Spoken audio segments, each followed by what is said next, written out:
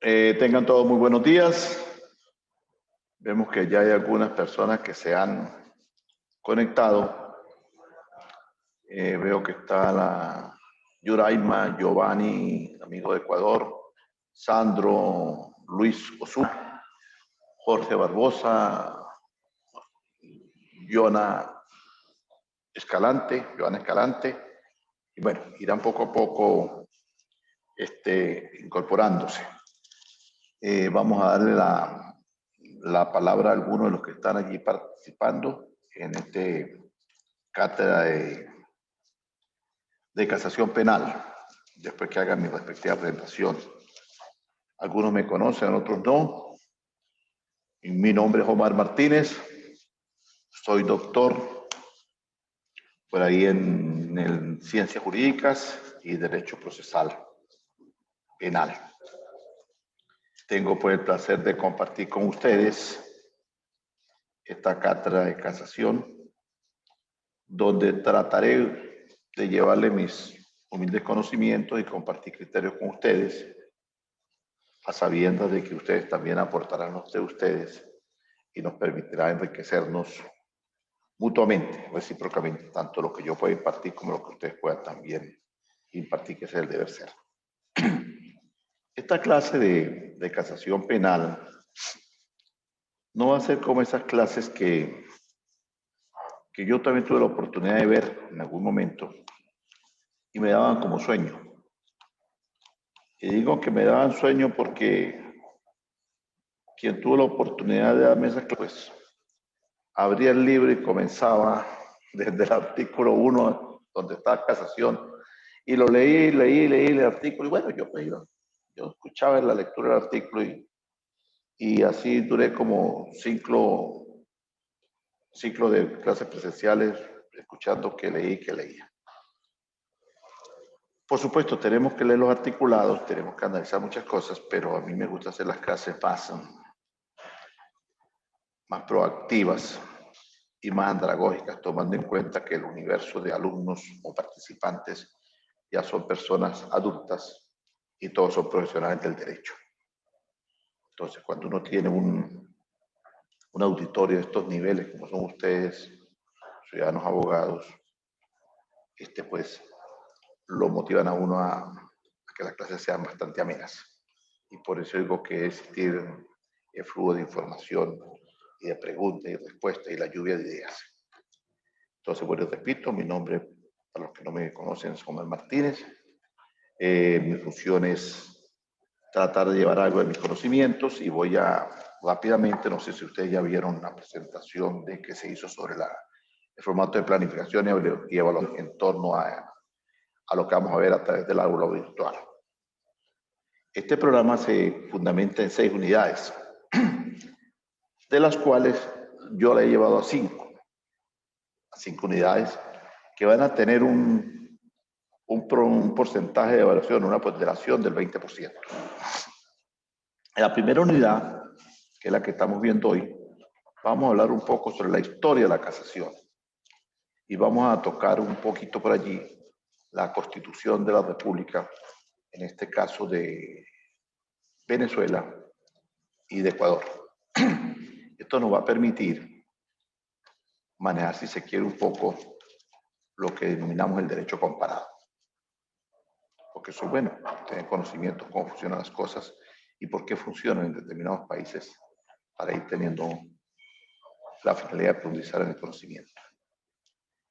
Esto se presentará posteriormente un trabajo escrito sobre la temática en un mínimo de 12 cuartillas, aplicado a las normas JAPA. Y deberá entregarse el día 26 del 2021 como lapso 12 de la noche para yo el día 21 comenzar ya a hacer las respectivas evaluaciones, porque el universo de alumnos creo que son 23. El segundo contenido lo he denominado recursos generalizados y casación. Ya le voy a explicar por qué dice recursos y no casación. Dejo casación de último y pongo recursos. Esa clase la vamos a tener el día 19. Va a ser la crónica, yo la voy a montar en la plataforma para que ustedes la puedan apreciar y deben presentar un resumen de todos los que son los recursos en un mínimo de 15 cuartillas. Tendrá una ponderación del 20% y se debe entregar el día 26 de junio, igualmente antes de las 12 de la noche. La tercera unidad va a ser cuándo se puede aplicar un recurso, cuándo se puede interponer un recurso, igualmente una casación, y la vamos a tener el día 3 de julio. Va a ser también asincrónica, lo cual yo la voy a montar en plataforma, y ustedes van a presentarme un cuadro comparativo de los recursos de casación, de los recursos de casación y los demás recursos, así como un bosquejo de las constituciones donde se establecen los recursos, tanto ecuatoriana como venezolana, y tendrá una ponderación del 20%, el cual deberá presentarlo el día 10 de julio antes de las 12 de la noche. La cuarta unidad la he denominado personas con cualidad para interponer los recursos, la casación y los respectivos lapsos de los mismos. La tendremos el día 10 de julio. Va a ser sincrónico, o sea, en directo. Y vamos a presentar para esa oportunidad un cuadro comparativo de los lapsos de cada uno de los recursos que se de la casación, tomando en cuenta sus respectivos articulados que deben estar por allí en algún sitio y que lo escriben los jurisconsultos. Tiene 20% de ponderación. Se presenta el día 17 de julio del 2021 antes de las 12 de la noche de igual manera. Y la última actividad, que será la conclusión de esta materia, o esta cátedra, o esta asignatura, como que lo quieran llamar, se va a denominar admisión y desestimación del recurso, la audiencia de los mismos, efectos de aclaratoria y algunas jurisprudencias sobre la materia. Esto lo deben de ustedes presentar a través de un video que debe tener una duración mínima de 15 minutos, donde harán un enfoque de las 4 clases anteriormente vistas y sobre la quinta unidad. O sea, un recuento de lo que vieron en la primera, la segunda, en la tercera, y después hacer un paneo sobre la quinta actividad, y deberán presentarlo el día 24/5 del 2021. Repito, 15 minutos mínimo cada video. Ese va a ser el plan de evaluaciones, señores, señoras. Mi intención es llevar mis humildes conocimientos para que ustedes podamos aprender un poco y refrescar ideas.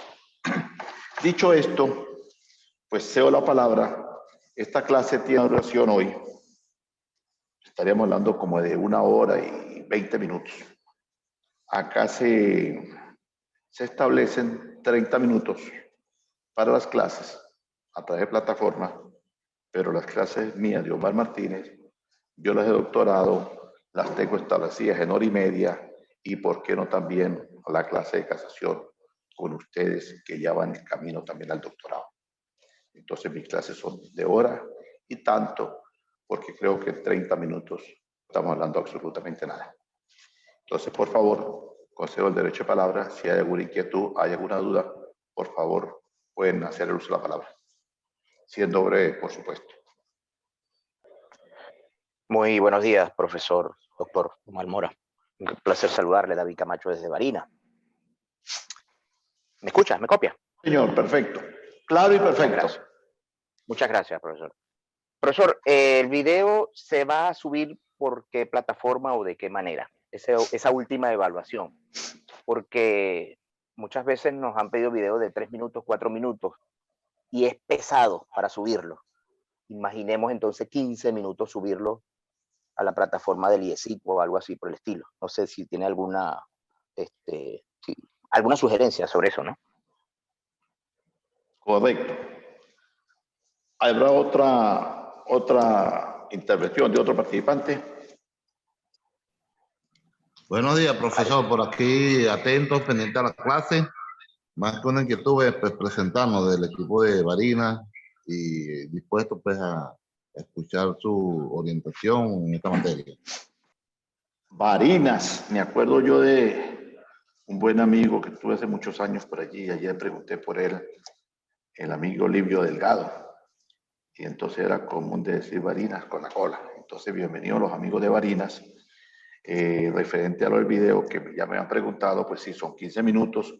Se va a hacer a través de la plataforma de DSI y ahí vamos. Como van llegando uno a uno, pues yo los voy analizando. No quiere decir con esto de que tengan que estar yo el día 24 a las 12 de la noche, para el día 25 tengan que estar, ya están los videos y no va a poder ver porque ustedes tienen 7 días para instalarlo desde a partir del 17 hasta el día 24, son 7 días y en 7 días pues se puede montar perfectamente los 22, 23 videos, Dios mediante, y yo los voy mirando uno a uno, poco a poco. Les aclaro algo. Las evaluaciones las haré yo, ustedes envían los trabajos, por lo menos el primero va a ser el día 26, no quiere decir con esto que el día 21, el día 22, ya ustedes deben tener la evaluación del primer trabajo, no. Por lo regular siempre dejo transcurrir el segundo trabajo para comenzar a hacer las evaluaciones. ¿Por qué? Porque yo soy de los que me gusta ir de menos a más. Eso quiere decir que mis calificaciones pues son poco, si se quiere, poco pensando no ya con los 100 puntos de entrada, sino siempre empezamos con poco para ir avanzando. Porque se puede dar el caso que muchas veces también sucede que algún buen participante en la primera intervención de su trabajo no cumplían los parámetros, entonces es evaluado y lamentablemente después comienza a desarrollar y resulta que ya lleva allí un numerito muy bajito que le va a pechar mucho a la evaluación final. Entonces siempre acostumbro a hacer la segunda evaluación, la hago conjuntamente con el primero y voy equiparando lo que me costó en el primer trabajo con el segundo trabajo. Y digo, aquí en el primero de repente tuvo cierta deficiencia, quizás por el nerviosismo, quizás porque era el primero que estaba enviando, pero ya en el segundo ha ido perfeccionando y entonces voy haciendo reconsideraciones y consideraciones para la respectiva evaluación. Esa es mi forma de evaluar. ¿Qué busco con esto? Busco con esto es no perjudicar a nadie. Entiendo sobremanera que hoy en día montarse a hacer un estudio pues es un sacrificio. Todos trabajamos, todos cumplimos ciertos roles en la vida y aparte eso tenemos un rol que es el económico, que es costoso hoy en día también para estar subsanando todos estos gastos. Pero no quiere decir que entonces por eso el profesor va a decir, bueno, pobrecito, la situación está difícil, el paro, el COVID, entonces vamos a ponerle todo el mundo. No, hay que cumplir con los trabajos fielmente, cumplir dentro de los lapsos establecidos como si fuera un recurso de lo que estamos estudiando. Si no cumplo los lapsos es inadmisible, se lo van a admitir, pero lo van a desechar porque no fue fuera del lapso y entonces así son los trabajos también. ¿Habrá otra pregunta? Buenos días, doctor. Le habla Yuraima Coronel. Un placer volver a ser su estudiante. Ya he tenido 3 veces con esta la oportunidad de que usted sea mi facilitador. Muy interesante. Una, más que saludarlo, pues también quería como contestarle al compañero que habló acerca del video. Por lo general los videos los subimos a YouTube y a la plataforma lo que enviamos es el link para que el docente pues lo evalúe. No sé si el doctor lo irá a manejar de esa manera. Sí, es lo mismo, se envía a la plataforma con el respectivo link que está allí y aquí las muchachas o los muchachos que están encargados de manejar eso, pues ya tienen los parámetros de cómo vamos a hacer para ir observando uno a uno, porque esa es la idea, no improvisar, sino tener ya todo planificado. Entonces todo esto ya está planificado para poderlo hacer. Recuerden que todos los días vamos perfeccionando y vamos mejorando para beneficio del grupo que tenemos. Profesor, buenos días, ¿cómo está? Le habla Sandro Márquez. Amigo Sandro, ¿cómo me le ha ido? ¿Cómo le acabó de ir ayer? Excelente, doctor, excelente, gracias a Dios. Un gusto estar con usted en esta actividad, en esta cátedra de casación. Comentando lo que hacía el doctor David relacionado con que el video en la plataforma YouTube pues resulta pesado a la hora de cargar. Es cierto, doctor, 15 minutos, cuando uno lo va a subir a la plataforma de YouTube, por experiencia en las exposiciones que hemos hecho en las otras materias, siempre ha sido, no estoy diciendo el límite, ¿no? Perfectamente 15 minutos está bien para resumir esos 5 módulos, pero no sé si hay un mecanismo, no sé si alguien de la universidad nos puede enseñar cómo cargar esos 15 minutos a la plataforma YouTube, porque inclusive solo subirlo a la plataforma YouTube puede durar un lapso entre 15, 14, 20 horas, solamente subirlo a la plataforma YouTube. Claro, cuando usted va a la plataforma de la institución, de la universidad, usted solamente va a cargar allí el enlace que le arroja la plataforma de YouTube. Entonces no sé si, o algún compañero que sepa, sé que hay un programa que sirve para comprimir ese tipo de archivo y hacerlo un poco más ligero en los términos de la informática, de manera que pueda subirse con facilidad a la plataforma YouTube. No sé y guardando relación con lo que dice David, no sé si alguien conoce de ese instrumento, de ese programa, como dije, para tratar de comprimir ese archivo y hacerlo un poco más sencillo y menor en el tiempo al subirlo a la plataforma. Feliz día para todos. Gracias, muy amable. Bueno, vamos a... Disculpe, doctor. Es Yuraima. Me extraña, doctor Sandro, porque yo constantemente subo a videos a YouTube. Precisamente ayer subí uno de 15 minutos y en mi computador, ¿no? Subió como ni en 5 minutos. No sé qué pasa, qué le pasará, si será su computador sí, que el equipo. Bueno, vamos a... Perdón, vamos a... Lo del video, pues, eso ya se ha hecho. Los que yo le doy dando clase de doctorado, algunos de Perú, de Ecuador y otros acá de Venezuela, pues, han montado el video ya de 20 minutos. Inclusive uno se fue a 25 minutos y perfectamente ha tenido. Pero bueno, vamos a ver, porque todavía nos falta mucha tela que cortar y mañana, pues, mañana no, el día lunes, pues yo voy a hablar con la universidad, a ver si buscamos otro método, pero de que lo vamos a hacer, lo vamos a hacer, porque recuerden ustedes que los proyectos se inventan, se perfeccionan y nos llevan al éxito. Si no diseñamos el proyecto, nunca vamos a ser exitosos. Entonces vamos a comenzar con la idea de que sí lo vamos a hacer y que nos va a salir todo muy bien. Vamos a entrar en materia porque el tiempo apremia, pero no quiere decir que nos esté cortando el derecho de palabra. A medida que vamos a ir avanzando, también vamos a ir hablando. Yo hablaba de las clases de acudir con artículos y artículos. Pues aquí también en la clase esta pues tengo que hablarle un poco de números, estar estudiando economía y administración, porque vamos a hablar en el primer tema de hoy sobre la historia de la casación y las formas que tienen que ver dentro de la institución. Entonces, pues, con la bienvenida a todos y agradeciéndoles la gentileza de estar presentes, ustedes estarán todos allí. De todas maneras, yo posteriormente, cuando termine la clase, voy a verificar en cuántos alumnos estuvieron presentes, porque es muy importante la participación. Y yo también tomo en cuenta la participación. Yo soy de los que me gusta que si hoy la clase, la gente tiene que acudir a la clase, así sea a través de plataforma. Y no quedarse y después ver el video y entonces resulta que X de ustedes, por no nombrar a ninguno, están presentes, están interviniendo, están escuchando, y entonces el otro está acostado y entonces ve la clase, por allá será el lunes si es que tiene tiempo, martes en la tarde, y entonces resulta que qué bonito, que sale bien. Y el que vio la clase, que se dedicó a participar la hora y pico acá en esta charla, entonces resulta que tiene un poco de eficiencia, entonces se va a salir un poco mal. Yo tomo mucho la participación porque eso se demuestra el interés de la persona que está presente de las cosas. Yo en mis clases presenciales, que he tenido oportunidad en posgrado, en maestría y doctorado, pues yo pido la clase a las 9 de la mañana y yo a las 9 de la mañana voy a la puerta. Medio dictatorial. Porque es que nosotros los venezolanos, me perdonan los amigos ecuatorianos por ustedes excluyendo este tema, somos alemanes. Somos alemanes para irnos, pero somos venezolanos para llegar. Siempre llegamos tarde, pero si salimos a las 10, ya a las 9:50, ya estamos recorriendo los Macundales y a las 10 partida, como dice Alicante, partida, porque nos encanta irnos temprano. Entonces, pues, vamos a estar pendientes de asistir a las clases. El recurso de casación.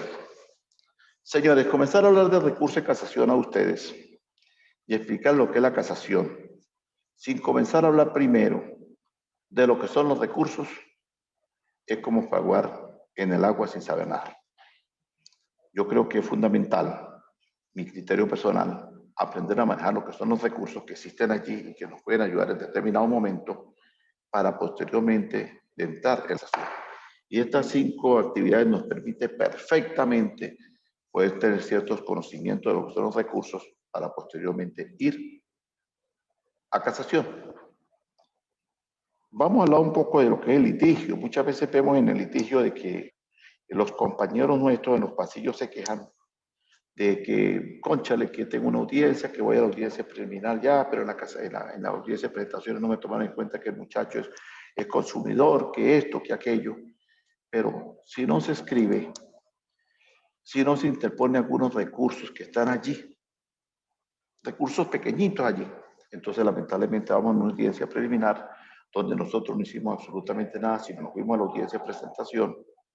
Ese día, por lo regular, ojo, por lo regular,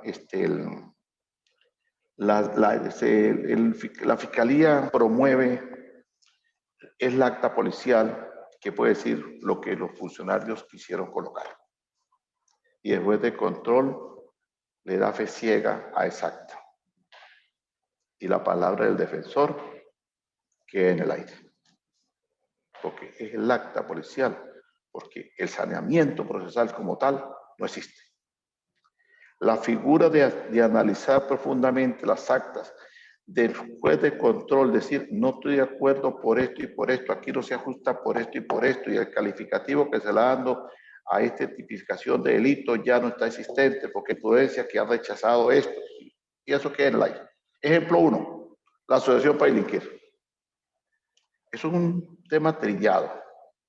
Y entonces siempre existe el bendito tema de asociación para delinquir, y le coloca la asociación para delinquir a cuánta persona cae. Y hay jurisprudencias que habla claro sobre la asociación para delinquir. Pero parece ser que los jueces de control lo omiten. Y entonces las personas la dejan detenida por robo agravado, asociación para delinquir, y le colocan privación ilegítima de libertad y un poco de delitos que uno no sabe dónde salen, pero que lamentablemente el defensor en el respectivo momento no sabe manejar, o no entiende, o no quiere manejar unos pequeños recursos que están por allí, que desde el momento que comienza el proceso usted tiene que comenzar a manejarlos. Y eso le va a generar a usted unos éxitos. La casación en los recursos, si nos remontamos al tiempo para ya entrar en la historia, es más viejo. El recurso lo denominaban en el tiempo de Justiniano como un remedio. Se le dicen los remedios. Es el nombre de pila que le dieron hace muchísimos años y siglos los romanos. Y que a través del tiempo, yo tuve la oportunidad de tener una amistad con una persona que ya falleció hace poco. Se fue al encuentro eterno con el creador del universo, que era el doctor Eric Pérez Sarmiento. Eric Pérez Sarmiento, un procesalista de origen cubano, con un doctorado en Moscú y radicado en Venezuela, con su familia ya procreada aquí en Venezuela. Siempre denominaba los remedios, que no son sino los remedios procesales, recursos, y que bien aplicado, bien ingerido ese remedio, pues nos ayuda a tener éxito al final del proceso o antes del final del proceso. Y el remedio, pues, si lo llevamos a la acotación diaria del ser humano, pues los seres humanos muchas veces necesitamos de un remedio para mejorar nuestro organismo. Dos animales también acuden a los remedios. Perdón. Es común ver muchas veces a los animales consumir hierbas y de esta manera ellos también se laxan. Entonces los remedios llevados al derecho, pues él entonces se llamaban los remedios en el tiempo de Justiniano, que eran los recursos que se implementaban. Entonces de ahí que lo podemos denominar los remedios, porque la buena aplicación de un remedio genera un buen estado de salud. Y la buena interposición de un remedio denominado recurso genera un de lo que uno quiere hacer o quiere conseguir para beneficio. siempre y cuando el que tenga la defensa pues tenga un ajustado a la norma y a la ética, ¿no? Que hoy en día pues mis clases son un poco fuertes porque no tengo ningún interés en callar irregularidades que uno ve constantemente. Pero hoy en día es muy difícil poder ejercer porque existe otra cantidad de paradigmas que no tienen nada que ver con libros ni con conocimientos, sino muchas veces vamos a decirle que suerte. Realmente hay muchos detalles. La casación penal es algo que es muy bonito y yo comenzaré hablando de Piero Calamandrei. Calamandrei dijo una vez: la investigación sobre el desarrollo histórico de la casación es una de las más provechosas y apasionantes que puedan realizarse en el campo de las instituciones judiciales. ¿Por qué? Porque es la forma de usted lograr obtener lo que usted considera que está mal. Si bien es cierto que el recurso de casación data de Roma desde los tiempos de Justiniano, se le denominaban medios, es importante señalar que el legislador francés en la época de la Revolución de 1789 alumbra mediante el decreto de la Constituyente del 27 de noviembre de 1790 y que es considerado a través de la historia como la regulación del recurso de casación. Entonces, fíjense el salto histórico. De Roma caemos a través de la Revolución Francesa y es en 1789 que se comienza a manejar aquello y se promulga en 1799, 27 de noviembre, de acuerdo a la constituyente de aquella oportunidad. Es importante o es imposible poder olvidar el significado del derecho romano. En el mundo del derecho, el derecho romano fluye como la matriz del conocimiento jurídico. Por eso es imposible olvidar esta frase. Lecum. Los romanos fijaron a perpetuidad las categorías del pensamiento jurídico, idea que produjo a la perfección una persona que se llamaba Giovanni Pampini. Pampini nace el 9 de enero de 1881 y fallece el 8 de julio de 1956. Y donde Pampini decía que Roma tuvo los mejores legistas que registraban en bronce para los pueblos y para las reglas que elevarían la justicia, que pudieran alcanzarse quien posea el mando y la conducción del poder judicial. Por ello no hay que extrañar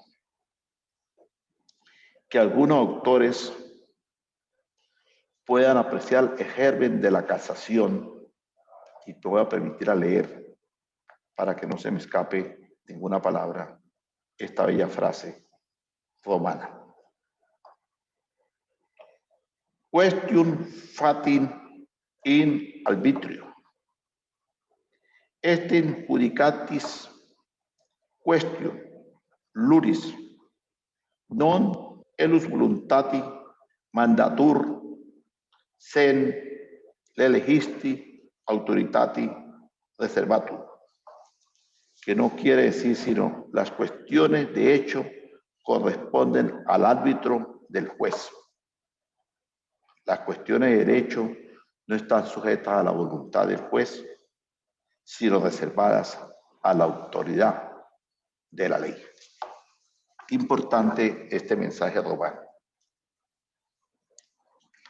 El día que los jueces entiendan que lo que está por autoridad de la ley debe cumplirse a cabalidad y no por el criterio de la voluntad del juez. En nuestros tiempos, actualmente, funciona más la voluntad del juez o la conveniencia del juez que lo que está escrito por autoridad de ley.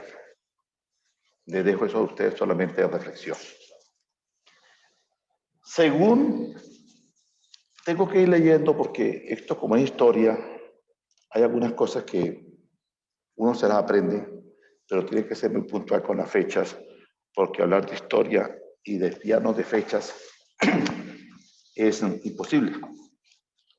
En una clase que hago yo de Derecho Internacional de tratados, tenemos que uno de los tratados más antiguos es el de Mesopotamia y Umán, UMMA, que data de 3.400 años antes de Cristo.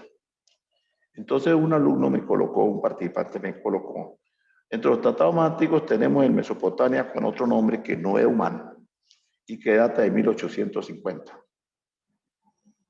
Mesopotamia para 1850 no existía, y mucho menos el otro país que me puso que sí existe, pero que no guarda ninguna relación con Mesopotamia, y mucho menos años. Entonces eso quiere decir que uno cuando le mandan los trabajos que tiene que leerlo y analizarlo uno por uno, pero cuando imparte la clase también debe estar pendiente de los números, porque una mala, errónea información de un año, pues transversa todo el contenido de la misma. Me disculpan porque estoy un poco afónico. Entonces, Matirolo, por allá por la Edad Media, de 1442, se encontraba en Nápoles, en el Sacro Colegio Real, para definir las controversias que en aquellas oportunidades lesionaban ilegalmente las sentencias inapelables y alegables que existían para aquel entonces. Pero sea o no italiano el origen del recurso, agrega este autor que debe merecer la acogida que le corresponde a su mérito, no menos que a su origen. La importancia de darle original al contenido de la casación no tiene que tomarnos mucho en cuenta el origen, pero en la parte histórica, por supuesto que sí tenemos que analizarlo. Si vemos que el contenido de la casación viene siendo casi el mismo, porque es subsanar los errores, son los remedios procesales del tiempo justiniano, y fueron la creación a través de la Revolución Francesa de 1700 y tanto, también data de 1442, que citó también en el Sacro Real Colegio de Nápoles. Entonces, el contenido sigue siendo el mismo, lo podemos manejar como historia, pero no podemos desviarnos de cuál es el contexto de un buen recurso de casación. Yo voy a tomarme el atrevimiento con ustedes, ojo, no quiero con esto salir de sabiondo. Yo les estos días voy a montar en mi correo personal unas sentencias presentadas ante el Tribunal Supremo y presentadas de repente ante otros tribunales de otros países, para que ustedes vean más o menos cómo es el contenido del escrito de la casación. Porque muchas veces los escritos de casación se caen porque son inadmisibles, porque el contenido que se hace no es el que se debe presentar. Aunque muchas veces uno presenta los escritos fundamentados ante todas las normas establecidas en los parámetros legales y no requiere respuesta. Hay casos específicamente que muchas veces no le dan respuesta a uno y uno no entiende por qué. Pero bueno, eso son cuestiones de hacer el oficio en que yo por lo menos presenté hace años un recurso de casación y no me dieron respuesta, fui a la sala constitucional, no me dieron respuesta. Después la sala constitucional hizo un pronunciamiento bastante, que da mucho que desear, por parte de una magistrada, me lo sacó 2 días después de que el Tribunal Supremo se había ido de vacaciones, o en una hora que el tribunal no ejerce, y menos que estaban de vacaciones, pero ella sacó el decreto, la sentencia. Apelé para que la sala constitucional me lo explicara qué había pasado allí con ese entuerto, y tenía la obligación de llamarme y que la sala plena constitucional me escuchara mis alegatos, y nunca sucedió eso. Ya han transcurrido 3 años y medio, no sé si es que cambiaron la formalidad de los lapsos y están esperando quizás cuando pase más tiempo. La cosa es que la gente ya se fue en libertad y todo, pero nunca me contestaron. Pero bueno. La Revolución Francesa encuentra a Italia dividida para aquel entonces en 1700 y tanto. En varios estados independientes habría que adoptar, entre otras leyes, la casación, que era obra de aquella revolución. Pero resulta que en Italia, un poco, si se quiere, bastante reacios a querer obtener la información de lo que ha aprobado la constituyente de la Revolución Francesa para poner en práctica la casación.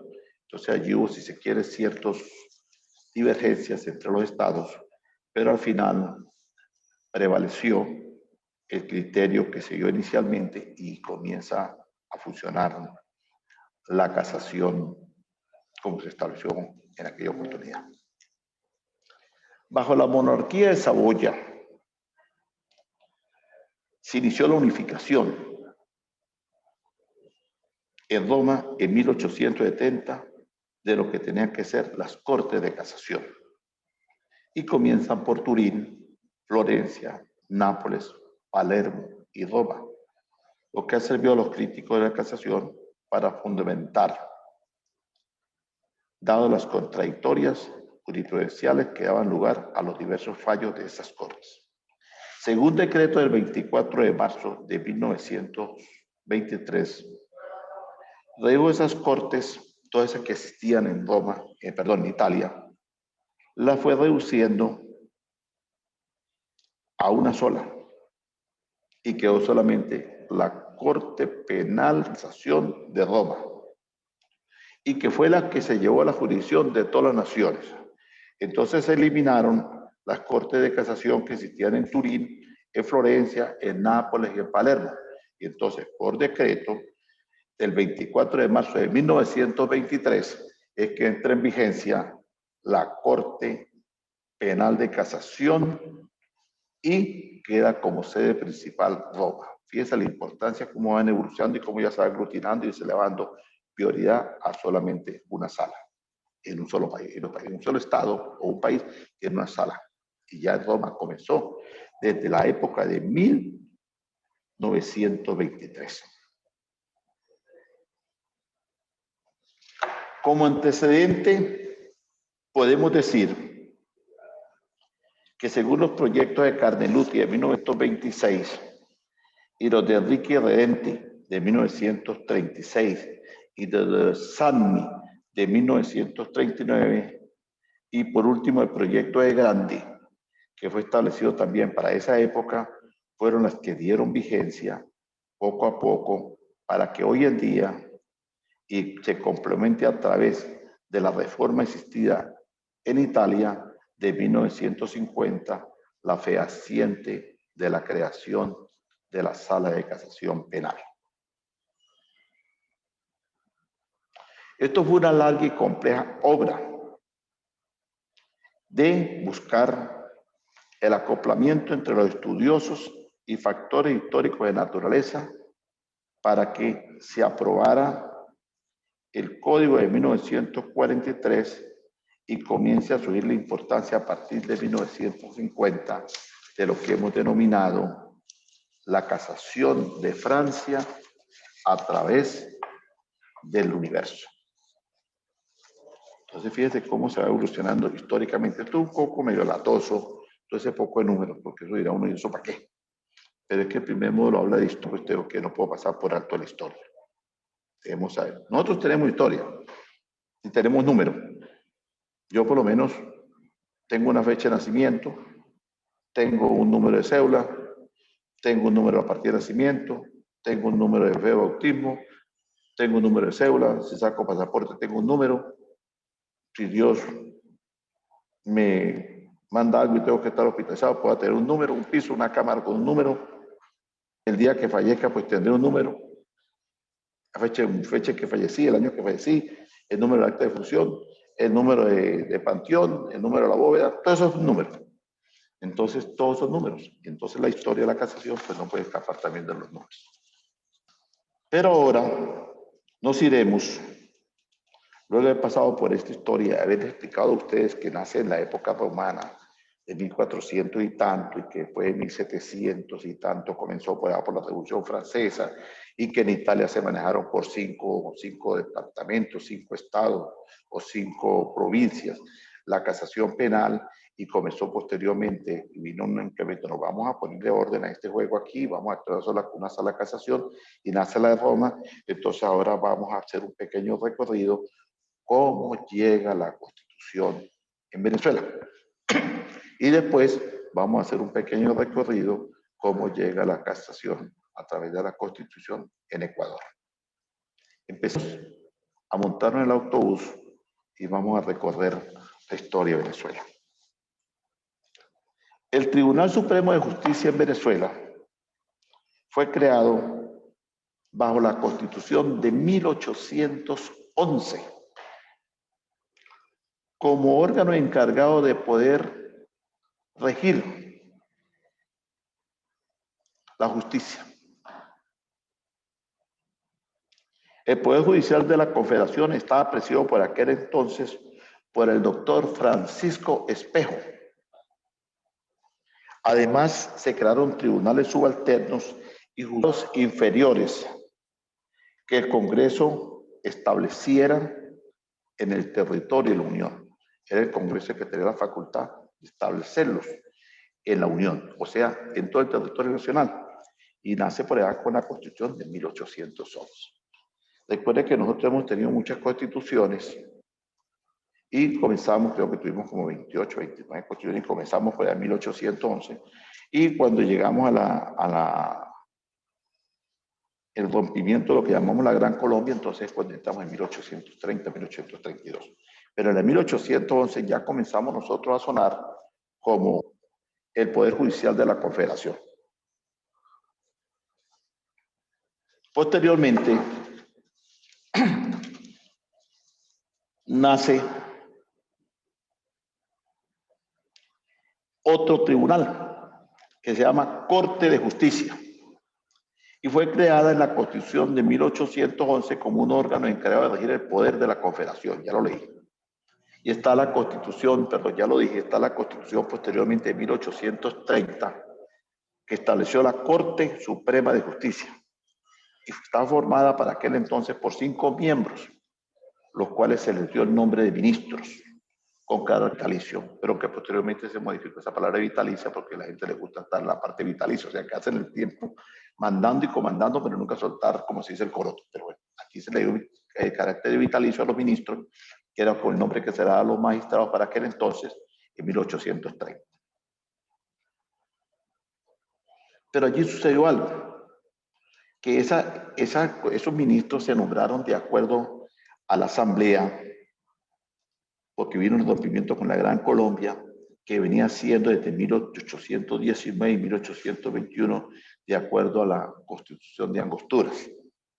En la Constitución de 1830, de carácter centralista, se crea la Corte Suprema de Justicia, integrada y mantenida con el mismo sistema de 1819.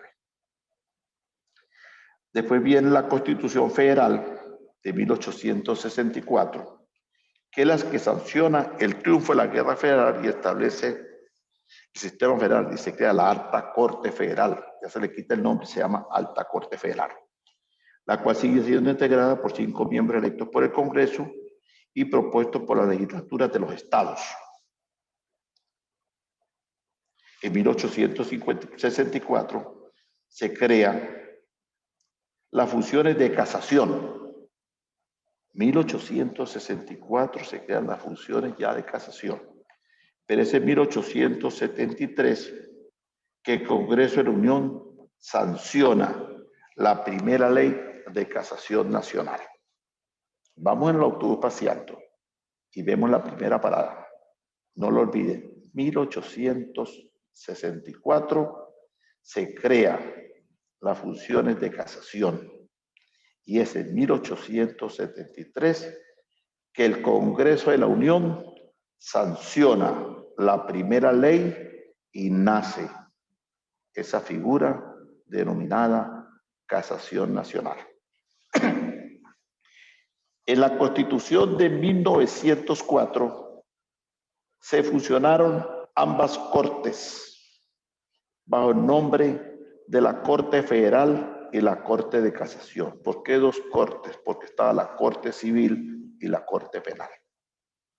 y se fusionan las dos casaciones, la Corte Federal y la Corte de Casación, calificándolo como el Tribunal Supremo de la Federación y de los Estados, integrado ya por 7 miembros, ya no son 5, ya son 7 miembros, denominados vocales todos, elegidos por los congresos.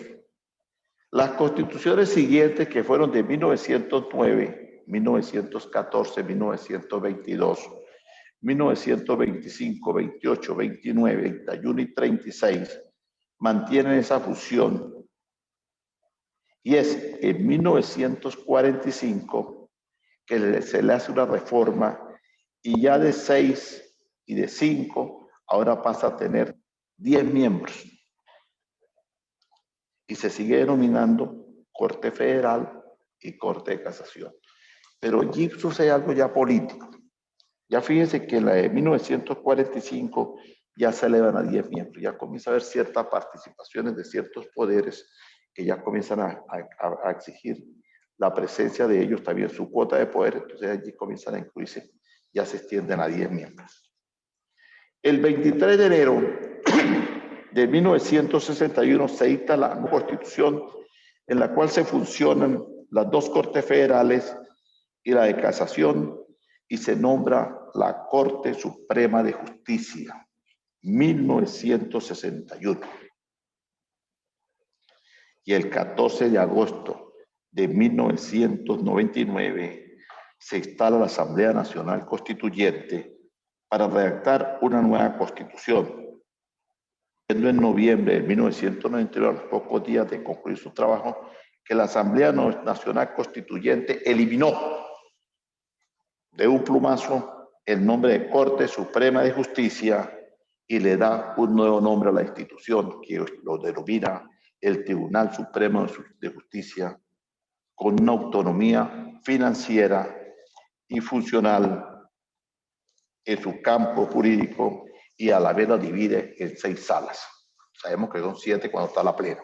Lo divide en 6 salas. Pero ya se venía trabajando en la estructura de lo que iba a ser el Poder Judicial. Y como caso curioso, es el 14 de enero de 1982 que se comienza a hacer los movimientos de tierra y se concluye 5 años después, en 1985. Una obra que, si se quiere, no duró solo 5 años y que hoy en día vemos que obras más pequeñas y menos majestuosas duran 10, 15 y hasta muchos años más y no se terminan. No sé qué pasó allí. Pero el Tribunal Supremo de Justicia comenzó a elaborarse su sede el 14 de enero del 82 y se concluye en octubre de 1987 y entra en vigencia para ser ocupada en 1999 con el nuevo nombre de Tribunal Supremo de Justicia. Este monumento, que tiene un área de 3.600 metros cuadrados, está constituido por la avenida Baral. En la esquina caraqueña de Dos Pilitas, al oeste del Panteón Nacional. Es un diseño contemporáneo, una obra majestuosa, hecho en puro concreto, una obra bellísima, emblemática, tiene una plaza central de 700 metros en forma de U, con una altura de 29 metros, 6 pisos más el sótano, planta baja formada por fachadas interiores, rodeados de pasillos superiores y de acceso a la oficina. O sea, es una maravilla de joya arquitectónica, diseñada con unos muebles bellísimos, más que todo a la época contemporáneas, con unos bellos vitrales, donde debe estar el conocimiento de la justicia, el saber, donde deben salir sentencias ajustadas a las normas jurídicas establecidas y donde tendríamos que ir a lo que nos decía cuando comencé la clase, que lo noté por aquí, que es cuando el juez tiene que poner en conocimiento lo ajustado en las normas de ley y no lo ajustado en su voluntad. Recuerda que lo dije inicialmente. Entonces, en este monumento de edificación debería de salir decisiones ajustadas a las normas jurídicas diseñadas por la ley y no por la voluntad de los hombres ni de los partidos. Pero, como decía un eminente periodista, así son las cosas. Vamos a estudiar nosotros y hay de estudiar y estudiar a ver qué seguimos aprendiendo. Pero esa es la historia de la casación penal en Venezuela y se le fue partido a través del ciclo de las constituciones venezolanas, cómo se fueron haciendo las cortes, hasta cómo se hizo el edificio sede y en qué año se comenzó a hacer y en qué año se concluyó. Entonces eso es bueno para que como abogados, magíster en cursante de la asignatura de casación penal, pues manejen estos criterios. Las salas están divididas, son 6 salas, son sala constitucional, sala política administrativa, sala electoral, sala civil, sala de casación civil y sala penal. Todas estas salas tienen sus respectivas atribuciones, El Tribunal Supremo está compuesto por 32 magistrados, está dividido en 6 salas, está conformada por 7 cuando se hace la sala plena. Allí están los requisitos para ser magistrados, cómo funcionan, está el Consejo de la Judicatura, hay una cantidad de cuestiones allí internas. Que cada sala tiene un presidente, tiene un primer vicepresidente y tiene un segundo vicepresidente, tiene un director o una directora. Así suavemente funciona. Ahora vamos a montarnos en otro autobús y vamos a hablar de la constitución de la política del hermano país del Ecuador, porque tenemos aquí también compañeros que vienen del Ecuador y que estudian con nosotros y deben también de saber a lo que trata esta clase. Y entonces, la importancia de nosotros de compartir con estos queridos hermanos las informaciones de Ecuador nos permite también tener un conocimiento de derecho contemporáneo y derecho probatorio, que es tener conocimiento de cómo funciona en Ecuador. El origen en Ecuador de las elecciones se realizaban en forma indirecta, en una democracia censitaria. Ya a partir de 1869, que alterado por una democracia directa donde votaban los católicos, el escrutinio quedaría en manos del Congreso Nacional, mientras los municipios generaban el registro electoral. Siendo así, no existía una función independiente electoral, sino más bien una asamblea de electores, asambleas parroquiales y juntas de electores para poder sacar y denominar las autoridades que iban a regular el mundo jurídico en Ecuador. En la etapa de los velasquinos, la Constitución de 1945, que se formaría el Tribunal Supremo Electoral, conformado por 7 miembros, que eran designados, uno por la Corte Suprema de Justicia, otro por el Tribunal de Garantías Constitucionales, 2 por el Congreso y 3 representantes de las tendencias políticas en primer lugar, y único órgano sería el primero que ocupó la presidencia, sería Clodoveo Jaramillo Alvarado.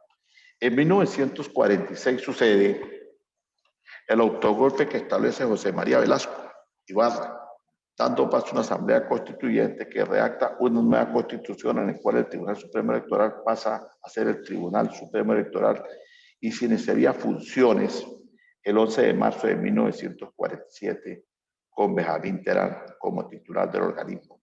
Ahora se conformaría de 3 vocales del Congreso, 2 de la Presidencia, 1 de la Corte Suprema y estarían por un lapso de 4 años. Cambiada la reforma y luego que la dictadura eliminara las cuestiones dictatoriales, retorna a la democracia y es en 1970 el quinto velasquino se convierte en la constitución que da paso a la estructura electoral y en 1972 hasta 1977 el Tribunal Supremo de Justicia es reformado nuevamente para llevar a cabo la creación de sus respectivas salas y sus reformas. Esta cantidad de cuestiones que han venido sucediendo también en el Ecuador, repito, datan por allá de 1945, 1946, 1947, 1966, que es donde otorga el Tribunal Supremo poderes sobre la dirección de los registros civiles, identificaciones, cedulaciones, las elecciones, las remociones de sus titulares y las elecciones de 1968. El Tribunal Supremo nombra a través del Tribunal de Justicia todas estas cuestiones. Y en 1970, para el quinto de las quinos se convierte en dictadura y deroga la Constitución. Más tarde se daba paso a una dictadura militar con la cual desaparece la estructura electoral y se reforma el Tribunal Supremo del referéndum para que el referéndum en un lapso que con la aprobación de la Constitución sería el que presidía ya el denominado Tribunal Supremo, que es el que está actualmente vigente.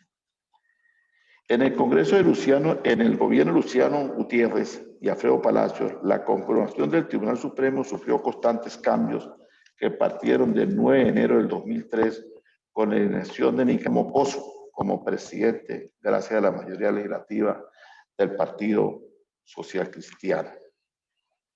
El 10 de enero del 2007 se designa el último Tribunal Supremo Electoral del país, integrado por los vocales Pedro Valverde, Andrés Luque, Jorge Acosta, Andrés León, Elsa Bucarán, Hernán Rivadeneira y René Magüe. Con el gobierno de Rafael Correa, destituye a los diputados según el anticonstitucionalistas del Congreso y tras esto haber destituido el Poder Supremo, en septiembre del 2008 se aprueba una nueva constitución y es el Tribunal Supremo el que reemplaza por el Consejo Nacional Electoral y pasa a crearse ahora un Tribunal Contencioso Electoral y está vigente el Tribunal Supremo de Justicia en Ecuador a partir de septiembre del 2008. Todos estos aconteceres que se han tenido que vivir para la creación de la justicia, para la implementación de los mismos, pues no es más sino los avatares políticos que viven las naciones.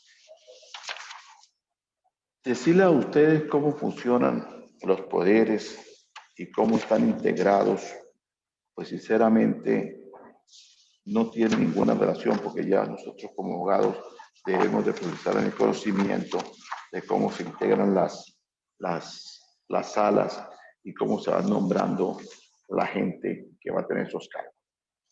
La importancia de los magistrados deben tomarse en cuenta que es de personas probas, honestas y con ética, porque no hay una cosa más digna que es aquel que administra la justicia.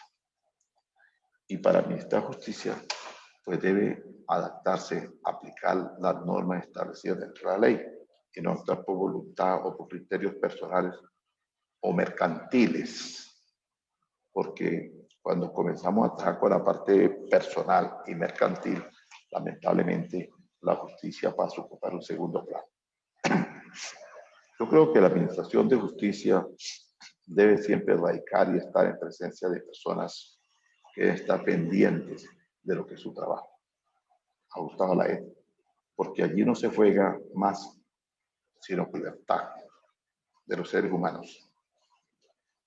Y una persona privada de ese gran derecho que nos da la vida, que es la libertad, y pagando de repente una condena injusta, y yendo a un sitio de reclusión sin tener derecho a una defensa ajustada a la realidad jurídica, pues lamentablemente es una persona que puede ir en determinado momento ser condenado a muerte por una mala decisión, por una decisión mezquina, errónea, incapaz, inoperante el que tenía la cualidad y la obligación de ajustarse a las normas establecidas y escuchar en su debido momento la presencia y las diligencias de la defensa.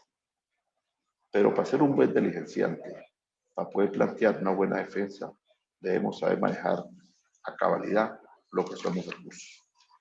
Y si no manejamos recursos y no manejamos independientemente de lo que como nos estén atropellando en la parte jurídica, pues lamentablemente no podemos garantizar absolutamente un éxito. Un buen remedio es una buena salud. Un buen recurso es un buen resultado exitoso. Los recursos, que va a ser el próximo temario, próxima clase, vamos a comenzar de todos los recursos. Y por allí pasaremos por algunos recursos y amparos. Hay amparos que están allí, que se deben establecer, pero tampoco veo que funcionen mucho. Las cortes de apelaciones en cada estado están para resolver disyuntivas dentro de los procesos y decisiones que tengan que ver con sentencias. Porque recuerde que hay sentencias que no salen en juicio, sino que salen directamente en control. ¿Por qué? Porque están los procedimientos abreviados y están la admisión de los hechos y ya no es la sentencia. Pero también hay sentencias que independientemente que son por los procedimientos abreviados o son por la admisión de los hechos, pues son sentencias que no se ajustan a las realidades, las penas y eso, entonces pues hay que apelar y eso se apela directamente a la Corte de Apelación. Y hay recursos como el recurso de revocatoria, una medida, una privativa de libertad que se puede hacer en una audiencia de presentación y que muchas veces no se hace, solicitar diligencias que debe hacer el fiscal. La fiscalía está en el derecho de hacer eso y el juez está en el derecho de hacer un resanamiento procesal del mismo, pero no se pide. Entonces tenemos que saber manejar esas cosas. De igual manera, tenemos que saber lo que maneja lo que es la jurisprudencia y en las próximas clases ya vamos a profundizar en todo lo que tiene que ver los recursos. Entonces, que a mí me llama mucho la atención, que tal vez va a ser materia, todo esto que le estoy lanzando son pequeños tópicos de lo que van a ser las próximas clases, que es el habeas corpus. El recurso habeas corpus apareció por allá en el siglo XVII, imagínense usted, siglo XVII. Estamos en el XXI. Un montón de años atrás. Y en el siglo XVII, pues, ya se veía que existían cosas irregulares, que también existieron cuando el tiempo de los romanos, pero todo va modernizando, entonces vemos que ese recurso habeas corpus pues, no se aplica. No se aplica porque hay personas que son detenidas y le vulneran los derechos cuando están en los lapsos para ser detenidos y que es una norma constitucional de los derechos de toda persona a un debido proceso. Y personas que son detenidas y se desconoce inclusive dónde están y duran 3, 4, 5, 6 meses y no se saben dónde están. Y el recurso habeas corpus, ¿dónde está? No existe. No lo aplica. Señores, porque el Poder Judicial, los jueces que administran justicia, no se ajustan al deber ser de lo que tienen que ser. Y cuando digo deber ser de lo que tienen que ser, es una frase que trae ciertas confusiones, porque según dice Keynes, y lo sostiene Bobbio, dicen que una cosa es el deber ser y otra cosa ser. El deber ser es lo que se hace por norma, que me obliga la ley. Y el ser es lo que yo hago por mi voluntad, por lo que yo quiero ser, por mi voluntad. Entonces uno me dice, no, es que el deber ser esto. No. Sí, no. El deber ser es la aplicación de la norma jurídica, el deber ser. Y el ser es lo que yo hago por mi voluntad. Un ejemplo para que usted lo vaya manejando. Hay dos personas que dan muerte a otra persona. Una lo da por ser y otra lo da por el deber ser. La que lo da por el deber ser es aquella persona que la norma le permite dar muerte. Ejemplo rápido. El que está designado para ejecutar la pena de muerte. Está cometiendo un homicidio, está quitando la vida a un ser humano, pero es el deber ser de la norma, que él trabaja para ello. Y está que mate a otro porque es el ser de él, su voluntad la que indujo a matar a esa persona. Entonces una cosa es el deber ser, otra cosa es ser. Entonces, cuando volvemos a lo que explicaba, vemos pues que el origen del habeas corpus no lo aplica. El habeas corpus no se aplica en Venezuela, y quizás en Ecuador tampoco, y muchas veces no están aplicando. ¿Por qué? Porque los jueces actúan no por el deber ser de la norma, sino por el ser de la voluntad y de las obligaciones que se crean, de las tareas que reciben y de las instrucciones que le señalan. Y que no es otra cosa más, sino que no existe la independencia del poder para poder ejercer. La independencia. Un momentico, ya va el derecho de palabra, por favor. El deber ser es una cosa y el ser otra cosa. Entonces, el día que los jueces de la República apliquen sus decisiones ajustadas a las normas jurídicas, les planteará la justicia. Pero mientras que esto sucede, o algunos se ajusten a eso, porque todos no son iguales, nosotros como abogados tenemos que manejar bien la implementación de los recursos y los buenos recursos de casación, los amparos constitucionales y las habeas corpus del anterior momento. Que se diga, Pedro Pérez hizo esto y no ha podido. Pero que no se diga, Pedro no hizo nada y me robó la plata. Entonces, señores, con esto pues hemos terminado ya hoy la clase de la historia. Hicimos un paseo en autobús y vinimos solamente a ver constituciones, cuándo nacieron las constituciones, cuándo nació por allá la casación, nos fuimos para Roma por 1700 y tanto, nos fuimos para por Italia cuando eliminaron todo ese poco de cortes de apelaciones que existían y nos fuimos a concluir hasta llegar ahorita a este tema que hemos tenido. De verdad que ha sido un placer haber estado con ustedes. Gracias por su atención. Tengo 5 minutos que he pedido aquí que por favor me los dieran para el derecho de palabra si tienen algo que acotar. Me gusta que una vez que yo termine la clase, los mismos alumnos me hagan evaluación y me digan, mire, usted me gustó por esto y por esto, pero no me gustó por esto y por esto. Entonces, esto no me preocupa porque yo soy un ser humano y lo que los humanos hacemos siempre tiene errores. Por favor, tienen derecho a palabra. Buenos días, profesor. Luis Osuna, de nuevo. Luis Osuna. Profesor, bueno, yo soy ingeniero químico, tengo 24 años ejerciendo y me gradué de abogado junto a mi esposa, ¿no? Y incursionó al derecho y de alguna manera me siento un poquito frustrado con el derecho porque lo que se ve en clase dista mucho de lo que es la lógica del derecho, ¿no?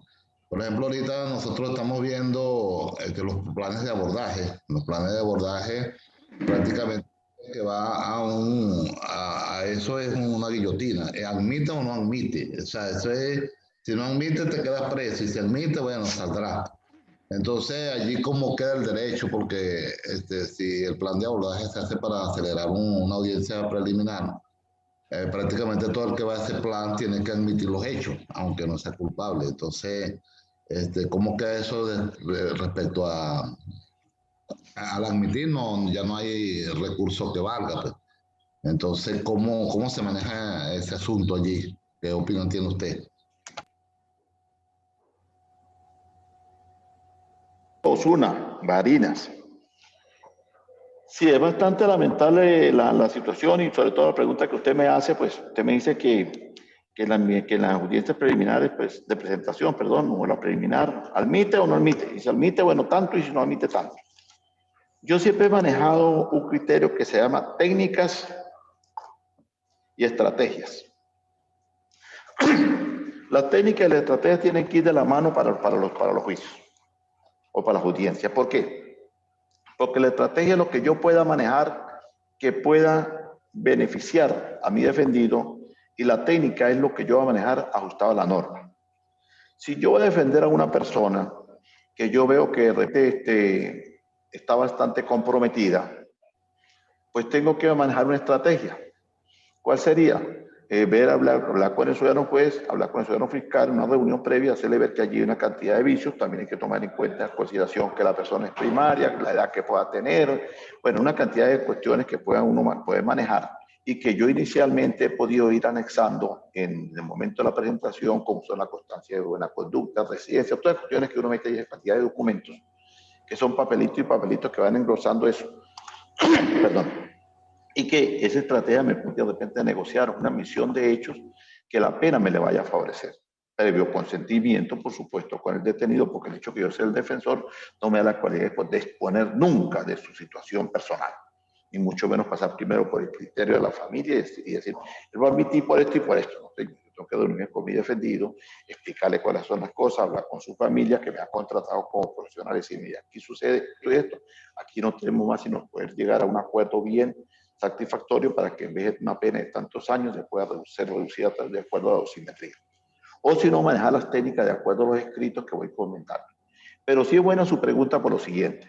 Nosotros en Venezuela carecemos de lo que llamamos el despacho saneador. O sea, el juez de control no hace ningún saneamiento del proceso, ninguno. Bueno, muy rara vez un juez de control se ajusta y tiene la personalidad suficiente de decirle al ciudadano fiscal, mire doctor, mire ciudadano fiscal, aquí esto y esto escrito en su acto conclusivo, o este calificativo no se ajusta a la norma por esto y por esto y por esto. Y yo no lo voy a admitir esa acusación, se la voy a desadmitir, vaya por ustedes nuevas a realizarla, porque es que el que lleva la batuta del juicio es del proceso del juez. Pero lamentablemente hay un vicio, sí, de fondo, hay un vicio que es que ya cuando está una audiencia ya el acta está montada. Lo único que hacen es, le preguntan, y eso es verdad, le preguntan, mire, ¿usted va a admitir? Si va a admitir, pues, mire, chamo, si quiera lo tratan como una persona. Mire, ya quiere admitir ahí, si quiere admitir va a pagar tantos años. Lo va a ayudar poniéndole 10, y si no admite va a pagar 16, usted escoge, 10 o 16. Entonces, el muchacho también y el abogado que tampoco tiene un criterio bien fundamentado de derecho, entonces, bueno, pues admita, él cobre a su plata, falta ética profesional. Y entonces cuando ven el acta arriba, el muchacho en esta hora de despacho siendo Pedro Pérez, abajo firma María Los Palotes, o sea que el acta siquiera la modifican, la tienen ya allí. Entonces, esa es la deficiencia que tenemos en el Poder Judicial. Tenemos jueces que no tienen la cualidad ni tienen el conocimiento previo de lo que está haciendo. Entonces, lo que usted me dice, amigo Zúñiga, una cosa es lo que estudia, una cosa es que nosotros discutimos y otra cosa es lo que se ve allí. Yo personalmente, yo, Omar Martínez, nunca dejaré de leer y estudiar y dar las clases porque a mí me gusta esto. Pero yo les voy a decir algo a ustedes. Yo cuando veo a los tribunales que poco me ven por allí, yo muchas veces me veo allí como en un mercado persa. Yo veo los pasillos de los tribunales como en un mercado persa. Me quedo para allá arriba y me saludan y pasan. Profe. Yo creo que de 80 personas que pasan me saludan 78. Dos por ahí que ahora no me conocen. Pero a mí me saluda todo el mundo, pero yo me quedo como en un mercado persa porque yo veo como que están en negocio, están negociando y venden las prendas y venden. Me quedo mirando aquello nomás, porque lamentablemente es así. Entonces, también tengo un pensamiento que he ido. A medida que he ido ejerciendo y he comenzado a estudiar y estudiar, veo qué difícil es el ejercicio. Por eso me dedico a estudiar para no ejercer. Porque quiere ejercer es fuerte. Yo entiendo su preocupación, amigo Zuna, y usted que viene de ser un profesional en ingeniero químico, ahora metido en el mundo del derecho, pues, pero hay que luchar. Hay que luchar y hay que insistir, y hay que insistir con los escritos. Pero digo yo, vamos a manejar recursos en la próxima clase para después ir a casación. O sea, vamos primero a lavarnos los pies, nos ponemos las medias, nos apretamos, nos ponemos los calcetines y nos amarramos. Pero no podemos poner los zapatos de una vez de casación si no sabemos lo que son los recursos. Entonces vamos a ir poco a poco y en estas 5 clases, que ya nos quedan 4, vamos a ser un poco latosos y vamos a ir aprendiendo algunas cosas que ya sabemos y después podemos perfeccionar. Pero la verdad que es bastante preocupante la situación porque nosotros tenemos jueces de control que hagan el despacho saneador y que cumplan los lapsos. Hay personas que están detenidas y tienen 1 año, 2 años y todavía no han hecho la audiencia preliminar. En Colombia, para no ir tan lejos, la audiencia está celebrada a los 45 días y van a llevar a Pedro Pérez frente al despacho y tiene 2 homicidios reconocidos de una connotación nacional, estatal o departamental por el homicidio que cometió. Ese día no está el acto conclusivo, no se presentó el juez de control de garantías le da inmediatamente la libertad. Gústele a quien le guste y se fue. Aquí no, aquí el detenido lleva, pasa un mes, pasa 2 meses, no hay gasolina, la PJ no lo trasladó, el juez no lo llevó, el Nijín tampoco lo sacó, del centro penitenciario no tienen gasoil, no hay batería, y el hombre preso, el juez ni sabe tampoco dónde está detenido, se presume que está detenido en el puesto policial tal, y resulta que lo tienen por allá en otra cárcel, para en otro estado. Esto es un desbarajuste, es una violación de los derechos humanos y del debido uso común, pero hay que estudiar. Yo siempre necesito que estudiar, porque por lo menos vamos estando presentes. Y siempre que da la vida a vos, siempre cuando uno está en los pasillos, hay que comentar y hay que decir las cosas que a uno no le gustan con nombre y apellido, independientemente de que lo miren de vez en cuando feo. Esperemos que lo miren a uno feo por lo que hice y no que lo miren feo por lo que no es capaz de decir. ¿Otra pregunta? Profesor, buenos días, ¿cómo está? ¿Quién habla por ahí?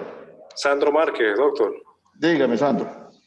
Doctor, compartiendo lo que usted nos indica en la clase de hoy y del compañero en la intervención de él, la indignación que a veces ocurre en el ejercicio de la profesión, sobre todo en los lapsos procesales que tiene, por ejemplo, el despacho fiscal para presentar el acto conclusivo y transcurrido 45 días, y la defensa alega el decaimiento, el tribunal inclusive no lo acuerda, porque para él en muchos casos está por encima la impunidad. Él dice en los argumentos de que no puede haber o no puede procurar en su decisión alentar la impunidad, o cuando transcurren 2 años en la investigación con una medida privativa de libertad y resulta de que no se ha desarrollado el juicio por responsabilidad de que el sistema penitenciario no traslada al procesado, al acusado a la sala de juicio, y transcurrido 2 años y medio, el tribunal no se pronuncia sobre el decaimiento. Entonces, allí, pues verdaderamente pareciera que esa normativa o las normas que regulan esos actos procesales están allí como un saludo a la bandera, nada más. Eso es lo que quería opinar. Sí, Sandro, tiene toda la razón, porque si fíjate, estamos hablando, si no existe el despacho saneador, no existe el criterio propio del juez de control, el juez de juicio, como se llame, que obliga al fiscal. El fiscal también se convierte, si se quiere, en el director, en el acusador, y se convierte en todo y le quita la autonomía al juez, pero el juez carece de un criterio personal, un criterio jurídico. ¿Y cómo es posible que una persona, si no es capaz de hacer obligatorio la audiencia preliminar en los 45 más los 15 exactos que piden, que son 60 días, hay personas que tienen 2 años detenidos y ni siquiera le hacen el juicio, porque no los trasladan, porque no los llevan, porque muchas veces no llega ni el fiscal? Y es común ver en los pasillos que no están esperando el fiscal de la fiscalía, por decir un número X, fiscal X, para no nombrar ninguna fiscalía que lleva el caso. Entonces, el fiscal X no ha llegado, no ha llegado. Entonces, va pasando un fiscal, para el momentico, le dice el alguacil, mira, doctor, disculpe, adentro nos necesita el juez. Entonces, dígame, mira, aquí tenemos un expediente, una audiencia ahorita con el fiscal X, usted puede asistir. Sí, cómo no. Entonces yo sostengo y mantengo todo lo dicho anteriormente por el ciudadano fiscal y solicito la privacidad de libertad, pero es que ni siquiera lee el expediente, ni siquiera sabe, ni siquiera es competencia de él. Entonces vulnera la competencia del otro, le tapa la irresponsabilidad de venir a la audiencia. Porque es cuando... pura improvisación. Sí, o sea que eso lo vemos todo el tiempo. Entonces, por eso la importancia de manejar los recursos, a ver si pudiésemos en alguna oportunidad hacer alguna ayuda en las personas que nos ponen a disposición su defensa y su angustia que ponen los familiares para que uno pueda defender a alguien. Fíjate la importancia de la necesidad de esto. Eso es como cuando vamos de un médico y llevamos a un familiar, o vamos nosotros mismos y vamos con la angustia adquiriendo salud para poder tener vida. Y ese médico es probo, es honesto, se dedica a darnos atención médica. Así debe ser el abogado. Y el abogado debe ser como el juez de juego, debe ser como la unidad de cuidado intensivo, donde debe estar la creminata del conocimiento del derecho. Y debe prestar el servicio. Y el fiscal del Ministerio Público debe hacer la función de buen padre de familia, ¿verdad? Por los derechos del imputado y por los derechos de la víctima, porque es su obligación, para eso le paga el Estado. Pero tampoco lo hace, o sea, no vela por los derechos de nadie, solamente es acusar y acusar y acusar sin importar a quién acusa. Pero qué bonito es cuando los destituyen o cuando los sacan de la fiscalía, y lo ve usted por los pasillos también con la gente en la mano, implorando justicia y pidiéndole algo así, que le saque rápido una boleta o que le lleve una comisión del tribunal. ¿Y cómo pelean por la inocencia de la gente? Se le saca el disquete de querer acusar a todo el mundo sin siquiera tener los elementos necesarios para hacer el acervo acusatorio. Buenas tardes, doctor. Buenas tardes, ¿quién habla? Joana Escalante. Joana. Sí, señor. Bueno, doctor, como todos mis compañeros también estaban diciendo, creo que tiene usted la razón entre que hay una diferencia entre lo que debe ser, lo que la ley establece, y entre lo que es el ser, ¿no? Lo que hace los propios jueces, los propios fiscales allí, que hacen es su voluntad y nada más es lo que si me pagan pasa, si no es esto, y ni siquiera tratan como persona al que está detenido, al que se le está imputando algún cargo. Entonces, creo que esto es lo que más ha debilitado nuestro sistema de justicia penal aquí en Venezuela. No aplicar lo que ya establece la norma, lo que establece la ley, lo que hay que hacer, sino lo que yo quiero hacer, ¿no? No aplicar ese deber ser que usted nos mencionaba, ese habeas corpus que ha quedado pues como obsoleto en la realidad. Está en la norma, pero obsoleto en la realidad. Sí, es igual, Joana Escalante, sí, es igual, sigue siendo lo mismo y entonces pues lamentablemente nosotros urgentemente una estructura grande dentro del Poder Judicial. Se requiere una estructura grande dentro del Poder Judicial y entre todas las estructuras porque los hombres pasan y los cargos quedan, pero por de pase el hombre debe dejar la señal de que pasó. Algo bueno, algo provechoso. Y lamentablemente aquí están pasando y pasando, no nos dejan nada provechoso. Y requiere una estructura también en su organización, porque es que cuando se creó el COP, se quería crear fue de control del despacho saneador, hay que tener que sanear, y resulta que fue de control se convirtió solamente allí en una figura ahí de admite o acusa, como decía el amigo Osuna, admite o acusa. Ya están haciendo señas que nos quedan 2 minutos. Hay cuenta que es una hora y 20. Esto es bonito porque cada quien va interviniendo y cuando me doy cuenta que no dan, quiero 5 de la tarde. Doctor, Dígame. Yo quería agregar algo rápidamente, que una de las posibles soluciones, bajo mi modo de ver, sería la estabilidad laboral del juez, la autonomía del juez, considerado como un profesional de carrera, que sea titular, no provisorio o suplente.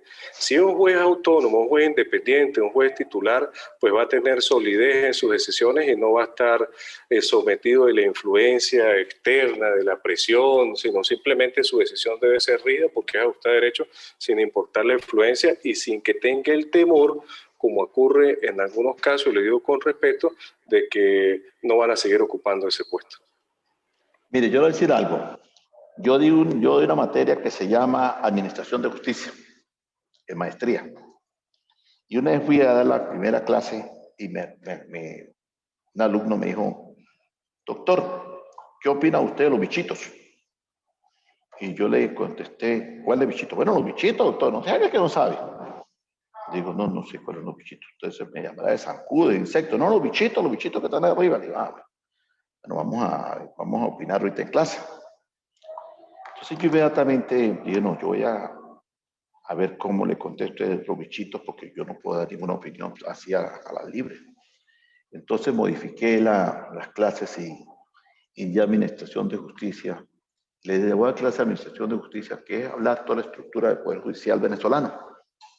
Pero vamos a complementarla con la estructura del Poder Judicial colombiano, el ecuatoriano, el peruano, el mexicano y el argentino. Vamos a ver todo este poco de países cómo son la estructura del Poder Judicial. Entonces comencé a dar mis clases y comentaba de cada país. Y entonces, por ejemplo, Joana, para su trabajo usted se queda con Venezuela y ¿cuál país escoge? Entonces Joana decía, bueno, yo agarro Colombia. El Osuna, bueno, yo agarro Ecuador. David, agarro tal. Yuraima, agarro tal. Y así sucesivamente cada quien iba agarrando un país. Junto con Venezuela.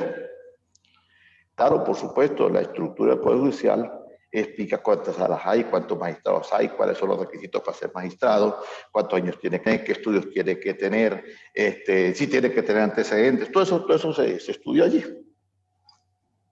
Al final de la clase, entonces, hacía los exámenes y, por ejemplo, Sandro hacía la exposición de Venezuela con Colombia. Y Joana hacía Venezuela con Ecuador.